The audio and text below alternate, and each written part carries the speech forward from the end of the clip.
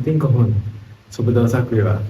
සිරුන් බිත් YouTube channel එකට ඉතාම සාදරයෙන් ගෞරවයෙන් මම ඔයාලව පිළිගන්නවා. ඒ වගේම මගේ කරපු අන්තිම වීඩියෝ එකේ මම කිව්වා බැංකුව වලට කට්ටිය බැඳෙන්න ඇප්ලයි කරනවනේ මේ දවස්වල ලංකාවේ රාජ්‍ය බැංකුව කියනවා කීපයක්. ඒ වගේම ජොබ් වේකන්සිස් වලට ගැසට් කරලා තියෙනවා.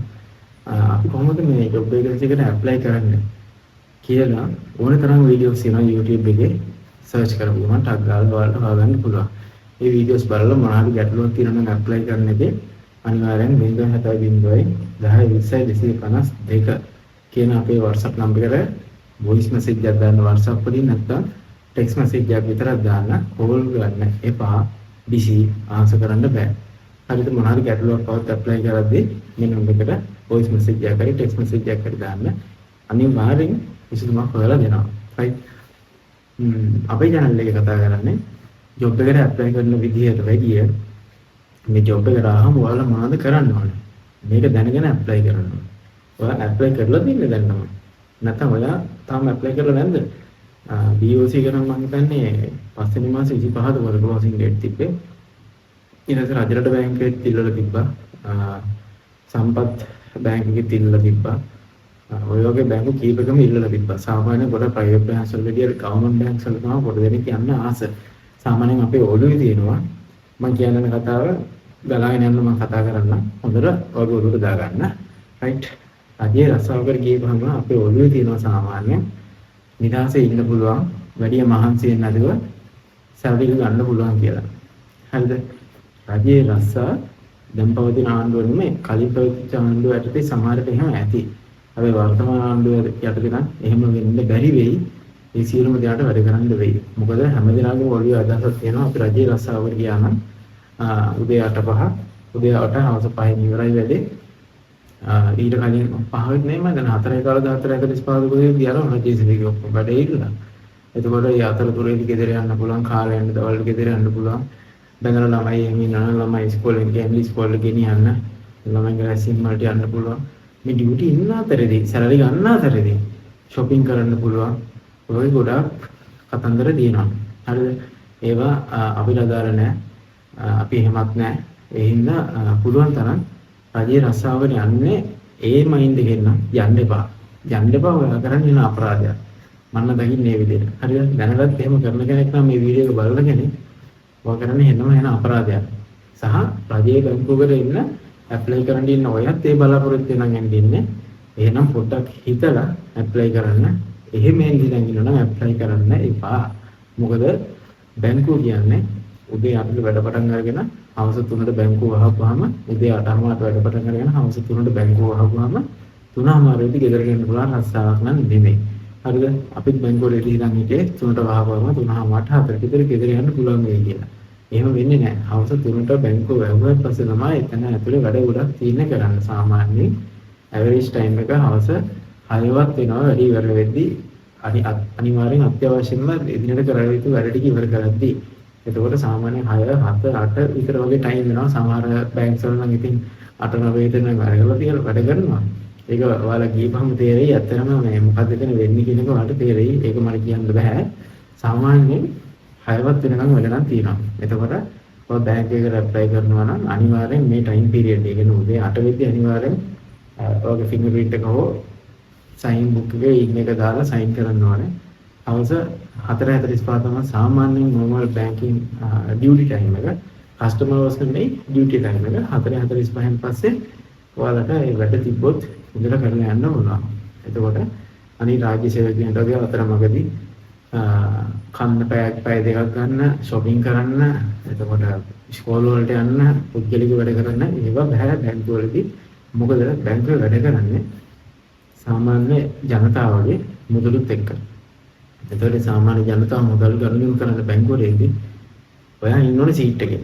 ඔයා සීට් එක නැති වුණොත් හිතන්නේ මේ අවස්ථාවේ ඔයා පත් වුණා කියලා.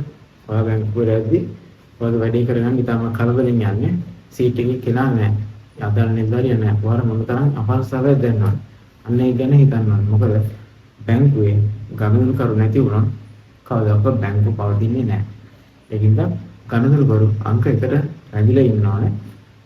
බැංකුවේ ජොබ් එක පවතිනවා. හරිද? ඔබ සරලම සිද්ධාන්තය. එතකොට දෙවෙනි සිද්ධාන්තය ඇවිල්ලා ඔයාලගේ හිතේ යම්කිසි පාපී සිතුවිල්ලක් තියෙනවා නම් මෙන්න මේ වගේ බැංකුවට ගිහිල්ලා ඔගේ සල්ලි ටිකක් එකතු වෙනවා ඉඳලා හොරෙන් සල්ලි ටික අරන් පැනලා රට යනවා. නැත්තම් කොහරි හැංගිලා වෙන බිස්නස් එකක් කරන් ඉන්නවා කියන පාපී සිතුවිල්ල තියනවා නම් බැංකුවෙන් සල්ලි ගත්තට දැනෙන්නේ නැහැ. රුපියල් 5000 2000 වගේ සෙන්චරේ ගන්නවා මං ගිහිල්ලා කියලා හිතන පාපී සිතුවිල්ල කරලා බැංකුවට යන්නේ ඉන්නේ. කවදාවත් යන්න එපා. වරදිනවම තමයි. පළ දෙනවා තමයි හොරකම් කරන්න ලෑස්තිලා බැංකුවට එන්නත් එපා. මම එන්න කලින් ඔයාලට කියන්නේ එහෙම කරපු කෙනෙක්ගේ ජීවිතේ අවුල්ම වෙලා ගියා ඇරෙන්න හොඳට සාර්ථකව ජීවත් වෙන්න හම්බ වෙලා නැහැ දාමිකාතුර බැංකු ඉතිහාසයේ රයිට්. ඒ හින්දා එහෙම පාපී සිතුවිලි ඉන්න කෙනා නම් ඒන්නත් එපා. ඒතකොට ඔයාලා බෑග් එකේ දෙද්දි අඳින පළදෙන විදිහක් තියෙනවනේ ජෙන් කෙනෙක් නම් අධිකට ෂර්ට් එක ඇඳලා ට්‍රවුස් එක ඇඳලා ඔෆිෂියල් ෂූස් දෙකක් දාලා ටයි එක දාලා තමයි එන්න ඕනේ. බෙල්ට් එක දාලා එන්න ඕනේ. ඒ හොඳට මැච් වෙන ලස්සනට ඔරිජිනල් විදිහට එන්න ඕනේ. හොඳ ලස්සන හේර් කට් එකක් දාලා හොඳට ෂේව් කරලා පිළිවෙලට යන්න ඕනේ. රයිට්. අනිත් සාමාන්‍යයෙන් ඔයාලා දකින්න කියන රාජ්‍ය සේවකයන් වැඩිය සාමාන්‍යයෙන් වෙනම් බැංකර්ස්ලා. ඔයාලා සාමාන්‍ය බැංක් දෙකේ කියපුවම ඔළුවැදෙන චිට්ටයක් තියෙන අන්නේ විදිහට යන්න ඕනේ. එතකොට ලේඩි කෙනෙක් නම් හොඳට ඔසරිය එක ඇඳලා සාරි ඇඳලා හොඳට වරපුලම් පරිමාණයෙන් හොඳට මේකප් එකක් එහෙම දාලා ලස්සනට හොඳ හේර් ස්ටයිල් එකක් දාලා හොඳ ෂූස් දෙකක් ස්ලිපර්ස් දෙකක් දාලා යන්න ඕනේ. වර්තමානයේදී නම් ප්‍රයිවට් බැංක්ස් වලට වැඩිය ගවර්න්මන්ට් බැංක්ස් වලත් මේ කෝට් කිට් එක ගොඩක් භාවිත වෙනවා ලේඩිස්ලට. ඔයාලට කැමති නම් මේ කෝට් කිට් එක මොනත් යූස් කරන්න පුළුවන්. ගවර්න්මන්ට් බැංක්ස් වල ගොඩක් ගවර්න්මන්ට් බැංක්ස් වල ඒ කල්චර් එක දැන් තියෙනවා. ඒකට කෝට් කිට් එක අඳිනවා නම් ඒකට කලර් කෝඩ් එකක් තියෙනවා. ඒ අදින බ්ලවුස් එකට කෝට් එකට එතකොට අනාද ට්‍රවුස් එකට ෂූ එකට කලර් කෝඩ් එකක් තියෙන කලර් කෝඩ් එක හරියටම බලලා ඒ විදිහට ගන්න. එතකොට ෂර්ට්ස් එහෙම ගන්නවා නම් ඔයාලා ස්ට්‍රිප් තියෙන ෂර්ට්ස් අඳින්න බෑ. බෑග්ස් වල සාමාන්‍යයෙන් ප්ලේන් ෂර්ට්ස් අඳින්න ඕනේ. චෙක්ස් තියෙන ෂර්ට්ස් අඳින්නත් බෑ. සාමාන්‍ය රටාව එහෙමයි. අදින කට්ටිය ඉන්නවා. නමුත් සාමාන්‍ය රටාව චෙක්ස් ස්ට්‍රිප්ස් තියෙන ෂර්ට්ස් අඳින්න බෑ. ඩාර්ක් කලර්ස් අඳින්න බෑ. පුළුවන් තරම් ලයිට් කලර්ස් අඳින්න. මම කියන්නේ සාමාන්‍යයෙන් සුදු වයිට් කියන්නේ ඉතින් ඕන දෙයකට ඕකේ කලර් ගන්න. වයිට් කලර් ෂර්ට් එකක ඕන ටයි එකක් මැච් වෙනවා. හරිද? black color trousers එකක් හෝ dark color trousers එකක් එක black shoe එකක් නැත්නම් black belt එකක් ඒත් එක්ක නැත්නම් white brown belt එකක් නැත්නම් brown shoe එකක්. ඒක match වෙන්න අඳලා හොඳට couplings දෙකක් එහෙම දාලා tie pin එකම ගහලා ලස්සනට යන්න ඕනේ. ජෙන් කෙනෙක් නම් lady කෙනෙක් නම් සාමාන්‍යයෙන් මේ සම්මත රටාවල් තියෙනවනේ. ඒ කියන්නේ නිකන් එක fashionable විදිහට යන්න ගියාර කමක් නැහැ. නමුත් අර මිනිසුන්ගේ හැපිනවන අනවශ්‍ය දේවල් කරලා යන්න එපා. ඒකෝට අර ඔයාලට තියෙන ගරුත්වයක් නැති වෙනවා අන්තිමට. කියන කෙනෙක්ම එහෙම තමයි. සාමාන්‍යයෙන් ඔක ලේඩීස්ට ගොඩක් බලපානවා වැඩි. ඒ නිසා ඔයාලා කැපිලා පෙනෙන්න ලොකු දේවල් කරන්න යන්න එපා. සාමාන්‍යයෙන් පිළිවෙලක් වගේ ඉගෙනගෙන තියෙනවානේ. ඒ පිළිවෙලට යන්න. හරිද? එතකොට සාමාන්‍යයෙන් බැංකර්ස්ලා දිහා බලන කෝණයක් තියෙන සාමාන්‍ය සමාජයේ ඒ කොනේ වෙනස් කරන්න ඔයාලා ඇසි එන්න බෑ. බැංක් එකට ඇප්ලයි කරලා පළවෙනි දවසේ නම් ජොබ් එකට ගිහිල්ලා. රයිට්. ඊට පස්සේ ඒක තමයි තුන්වෙනි කාරණේ. හතරවෙනි කාරණේ ඔයා ගන්න ෆස්ට් සැලරි ගේනම අනිවාර්යෙන් එමර්ජන්සි ෆන්ඩ් එකක් හදා ගන්නම ඕනේ. එමර්ජන්සි ෆන්ඩ් එකක් හදා ගන්නම ඕනේ. එමර්ජන්සි ෆන්ඩ් එක සමහරට දන්නේ නැති වෙයි. ඔයාලට අවශ්‍ය නම් කමෙන්ට් එකේ කමෙන්ට් සෙක්ෂන් එකේ කමෙන්ට් එකක් දාන්න. අපි එමර්ජන්සි ෆන්ඩ් එක ගැන කලින් වීඩියෝස් කීපයක් කරලා දෙනවා. සමහර වීඩියෝස් වල පාර්ට් එකක් ඉදිරි කරලා දෙනවා. අවශ්‍ය නම් අවශ්‍ය කෙරට අලුත්ම වීඩියෝ එකක් කරන්න පුළුවන් එමර්ජන්සි ෆන්ඩ් එකක් හදාගන්නේ කොහොමද කියලා. මේක මේ ජොබ්ස් වලට යන කිසිම කෙනෙක්ට තමගේ අම්මා තාත්තවත් ගුරුවරයෙක්ව කියපු නැති කතාවක්. අනිවාර්යයෙන් එමර්ජන්සි ෆන්ඩ් එකක් හදාගන්න සූදානම් වෙලා යන්න සල්ලි ඉතුරු කරන්න.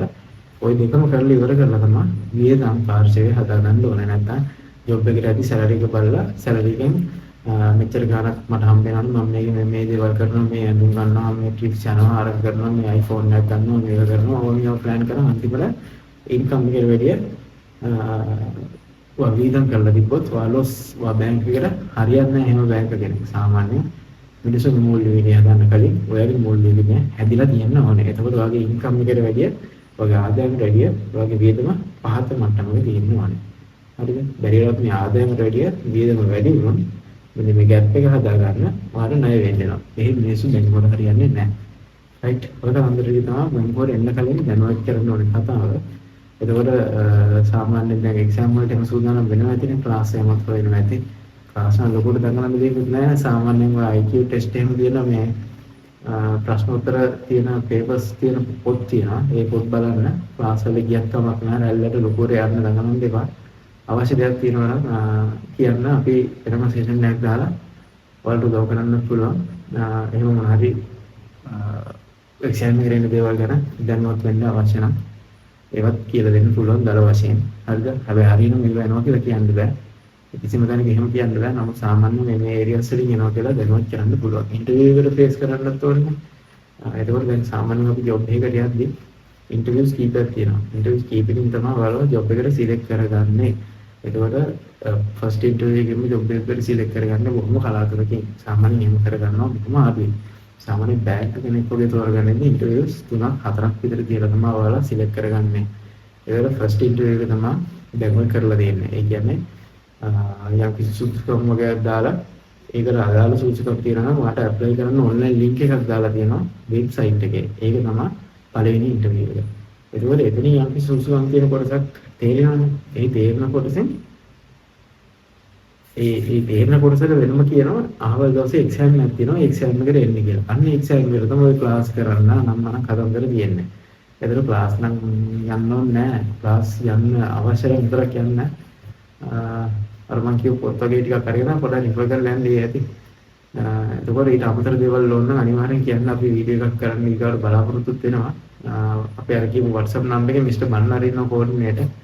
එයාව කතා කරලා එයාව කන්ටැක්ට් කරගෙන මොන හරි අදාළ ඉස්සර තියෙනවා යාර කියන්න. කෝල් කරනවට වැඩිය WhatsApp voice message එකක් හරි text message එකක් හරි දාන්න. right? හරි. ඔක තමයි කතන්දරේ. එහෙනම් අපි ඊළඟ වීඩියෝ එකකින් ඔයාලට ගෙනෙන්න මේ ඉන්ටර්විව් එකට සිලෙක්ට් නම් කොහොමද යන්නේ සහ එක්සෑම් එකට කොහොමද යන්න ඕන විදිය එක්සෑම් එකට මොනවද දෙන්නේ කියන එක වීඩියෝ එකකින් හෝ දෙකකින් කතා කරන්න බලාපොරොත්තු වෙනවා. ඉතින් මම කතා කරන අපේ අතරමඟ නැවතුම් මම හිතන්නේ අර ඉන්ටර්විව් සාමාන්‍ය 3-4ක් තියෙනවා බැංකර්ස් වල. ෆස්ට් ඉන්ටර්විව් එක තමයි ඇප්ලිකේෂන් කෝල් කරන එක. සෙකන්ඩ් ඉන්ටර්විව් එක තමයි ඇප්ලිකේෂන් කෝල් කරන ටිකෙන් මොකද සෙට් එක තෝරලා අරගෙන ඒගොල්ලන්ට එක්සෑම් එකට කෝල් කරනවා. ඒකට එක්සෑම් එකට සිට් කරන කට්ටියකින් වැඩිම ලකුණු ගන්න කීප දෙනෙක් තමයි තෝරගෙන ඉන්ටර්විව් එකට ගෙන්නන්නේ. අන්න තුන්වෙනි ඉන්ටර්විව් එක. ෆස්ට් එක සෙකන්ඩ් එක තුන්වෙනි එක. ඒතකොට තුනයි තියෙන්නේ සාමාන්‍යයෙන්. ඔය දැන් වර්තමානයේ කරන ඉන්ටර්විව්ස් වල සමහර වෙලාවට හතරකුත් තියෙන වෙලාවල් තියෙනවා. ඒතකොට අන්තිම ඉන්ටර්විව් එකේදීත් එක්සෑම් එක පාස් වෙන හැමෝටම ජොබ් එක හම්බ වෙන්නේ නැහැ. ඉන්ටර්විව් එකේ සිලෙක්ට් කරගන්න යම් කිසි ප්‍රමාණයක් ඉන්නවා. ඒ ප්‍රමාණය විතරයි සිලෙක්ට් කරගන්නේ.